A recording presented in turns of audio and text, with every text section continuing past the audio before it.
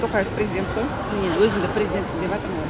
Екі күшті адам бір-бірін андай екі қоразды ортаға салып қойып барлығы андай давай деп отырады ғой.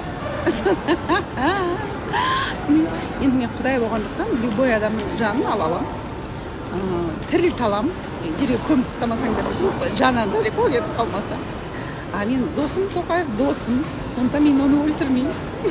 Ол мен білмеймін, не істеп күресіп жатқанын білмеймін. Енді жүр ғой енді барлығы. Мен бәрібір оны өлтірмеймін.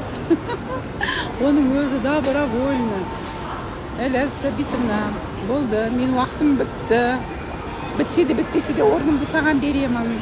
Рахмет за доверие осы уақытқа дейін маған сеніп Қазақстанды маған бергеніңе деп Құдайға, мен Құдаймын ғой, Құрманбаева Ләззат Сәбитқызы, Құдай орнын беріп, так положено жасайды. Анау екеумізді соғыстырып қойған шайтандар іштері күйіп өліп кете салдайды ғой, өліп кете салдайды.